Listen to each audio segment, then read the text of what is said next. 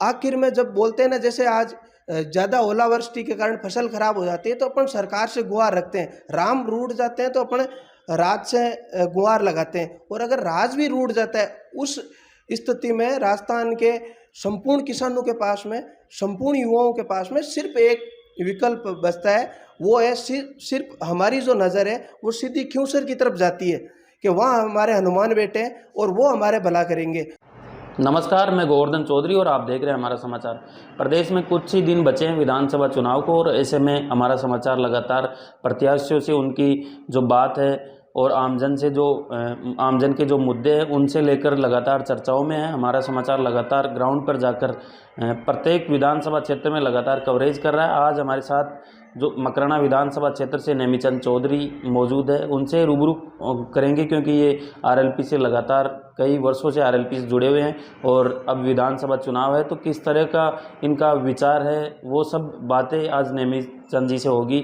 नेमीचंद जी, आने वाले समय में विधानसभा चुनाव है, सबसे पहले तो आप अपने राजनीतिक जीवन के बारे में बताइए क्योंकि लगातार आप पार्टी के साथ कई वर्षों से मैं देख रहा हूं कि आप लगातार पार्टी के लिए काम कर रहे हैं, चाहे किसान आंदोलन हो जयपुर में, चाहे कोई बड़ी पार्टी की द्वारा कोई रैलियां हो।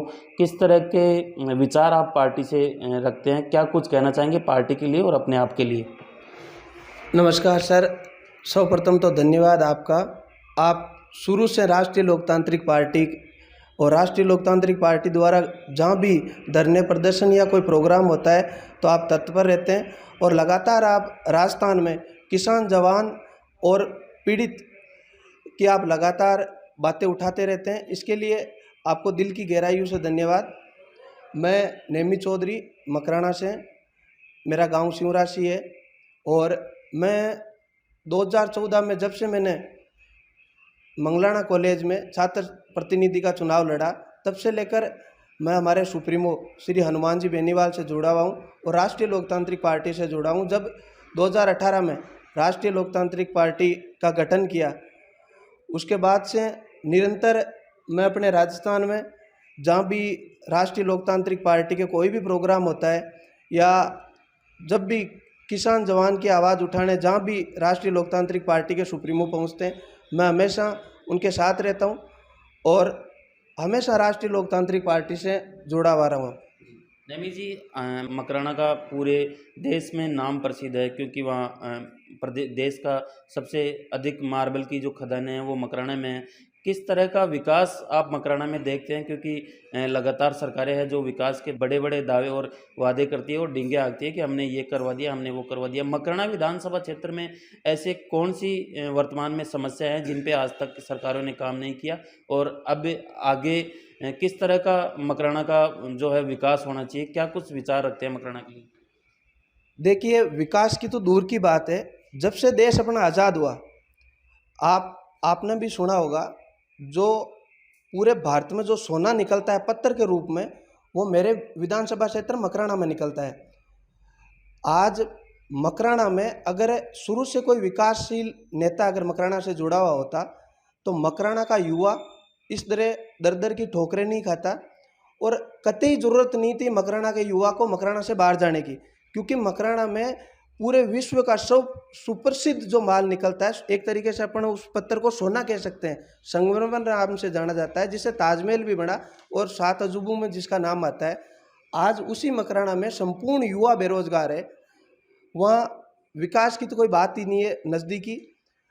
अगर मकराना में कोई अच्छा नेतृत्व करने वाला नेता होता तो मकराना के जो मकराना मंडी बनता और मकराना से मंडी का दर्जा ना छीन के आज किशनगढ़ चला गया, तो अगर मकराना का अच्छा था, मकराना के युवाओं को कहीं बाहर जाने की ज़रूरत नहीं थी।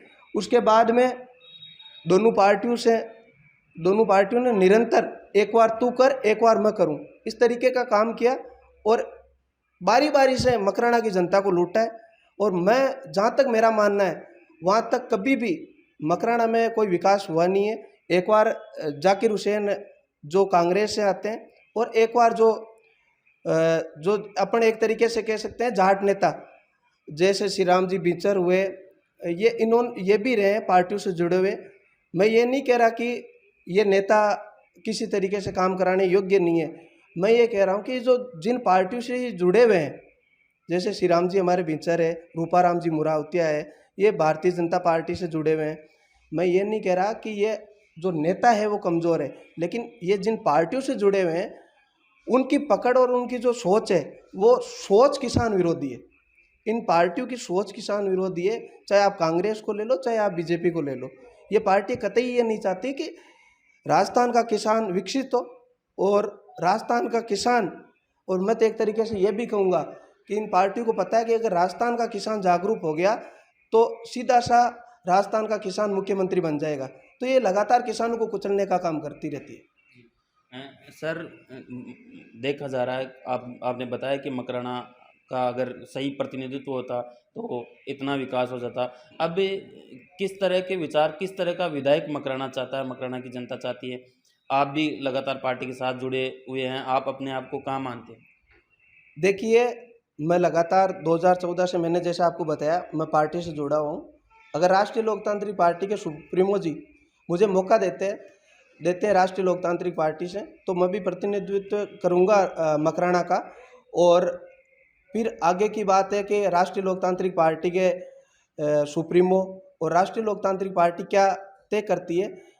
बाकी विकास की बात इस तरीके से है कि राष्ट्रीय लोकतांत्रिक पार्टी हमेशा से किसान की बात करती है, और हम मकराना का, अगर आप राष्ट्रीय लोकतांत्रिक पार्टी से जुड़ा हुआ विकास देखते हो तो हम संपूर्ण कर्ज माफ़ी, किसान माफ़ी की, और एक नया मकराना का जो विकास कराने की अपन बात करेंगे। और मकराना में जो संगमरमर निकलता है, इसकी सबसे बड़ी हमारे मकराना की मांग रही है कि मकराना जहाँ माइनिंग होती है वहीं से मंडी बने और वहीं से माल बिके। पूरे संपूर्ण भारत में मकराना से ही माल जाए, ना कि हमारा माल हम दूसरी जगह कहीं रख के वहाँ से बेचें। वर्तमान समय में कांग्रेस अपनी योजनाओं के दम पर सरकार में आने की बात कर रही है, वहीं बीजेपी है अपराध, भ्रष्टाचार और इन मुद्दों को लेकर सत्ता संकल्प, जिसके बोल सकते हैं कि सत्ता संकल्प यात्रा, उस उनको लेकर सत्ता में आने की बात करी है। वहीं आरएलपी ने तो सत्ता का संकल्प ही लिया है। किस तरह देखते हैं जो आरएलपी ने सत्ता संकल्प पूरे प्रदेश भर में यात्रा जो निकाली, उसको, उस यात्रा को किस तरह देखते हैं?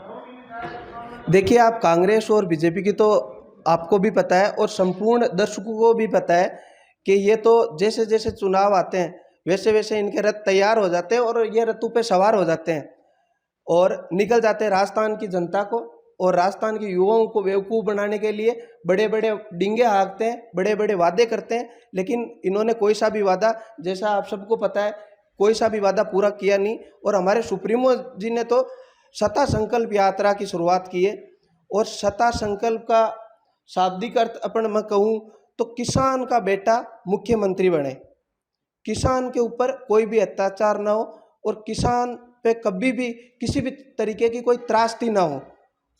लगातार 200 विधानसभा क्षेत्रों से चुनाव लड़ने की बात करिए, किस तरह पार्टी 200 विधानसभा क्षेत्रों से चुनाव लड़ेगी? क्योंकि पार्टी में देखा जाता है कि पार्टी में अक्सर युवा थोड़े ज़्यादा है, लगातार युवा जुड़ भी रहे हैं। ये क्या कारण है कि युवा पार्टी से लगातार जुड़ रहे हैं? देखिए, राजस्थान के जो राष्ट्रीय लोकतांत्रिक पार्टी के सुप्रीमो है हनुमान जी बेनीवाल, इनका एक अलग तरीके का जो मिजाज है वो आपको भी देखने को मिला होगा और संपूर्ण राजस्थान को देखने को मिलता है। क्योंकि जो सबसे ज़्यादा जुड़ने की बात है, आज आप भी सक्षम हो, हम भी सक्षम है, शहर में रह रहे हैं, और शहर में क्या होता है, किसी भी तरीके की कोई समस्या होती है तो अपन एक दूसरे अपने मित्रों को कह सकते हैं। वही चीज़ अगर अपन ग्रामीण क्षेत्र में देखें तो दूर दराज ढाणी में बैठा हुआ वो आदमी, अगर कोई झोंपड़े में बैठा हुआ आदमी है, उसके किसी भी तरीके की कोई समस्या आती है तो उसके इतने बड़े रिलेशन नहीं होते कि उसकी बात वो सरकार तक पहुंचाए, और ना उसकी बात जो लोकल एमएलए होते हैं वो भी नहीं सुनते। आखिर में जब बोलते हैं ना, जैसे आज ज़्यादा ओलावृष्टि के कारण फसल खराब हो जाती है तो अपन सरकार से गुहार रखते हैं, राम रूठ जाते हैं तो अपन राज से गुहार लगाते हैं, और अगर राज भी रूठ जाता है उस स्थिति में राजस्थान के संपूर्ण किसानों के पास में, संपूर्ण युवाओं के पास में सिर्फ एक विकल्प बचता है, वो है सिर्फ हमारी जो नज़र है वो सीधी क्यूसर की तरफ जाती है कि वहाँ हमारे हनुमान बैठे हैं और वो हमारे भला करेंगे, और तुरंत हम फ़ोन या हमारी गाड़ी निकाल कर क्यूसर पहुँचते हैं या क्यूसर जो हमारे सुप्रीमो है उनको अपन फ़ोन करते हैं और तुरंत उस चीज़ पे एक्शन होता है। उस तरीके के आपने लाखों उदाहरण आपने देखे होंगे और बताने की ज़रूरत भी नहीं है। जब जब राजस्थान के किसान को एक मसीहा के रूप में ज़रूरत पड़ी, चाहे वो दिन में पड़ी, चाहे शाम को पड़ी, चाहे वो रात को पड़ी, तब तब किसान मसीहा ने ये नहीं देखा कि मैं सो रहा हूँ, मेरे पास एसी है कि नहीं है।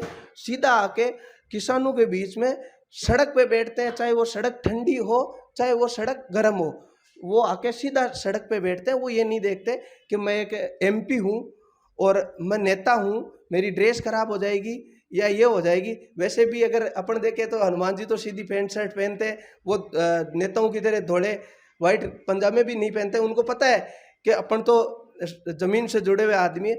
तो एक नेताजी का जो नज़रिया और राजस्थान वासियों को जिस तरीके से नेताजी देखते हैं, वो एक अलग ही उनकी सोच है। और हम तो एक मसीहा के रूप में राजस्थान में हनुमान जी को देखते हैं। हमारे डर में, हमारे मन में ये भय नहीं रहता कि हम किसी चीज़ से त्रस्त हो जाएंगे, क्योंकि हमें पता है, हमें इतना विश्वास है कि हमारे ऊपर एक हनुमान बैठा है जो हमें कभी झुकने नहीं देगा और राजस्थान के किसान को कभी झुकने नहीं देगा। हनुमान खुद झुक जाएगा, लेकिन राजस्थान के संपूर्ण किसानों को और युवाओं को कभी झुकने नहीं देगा।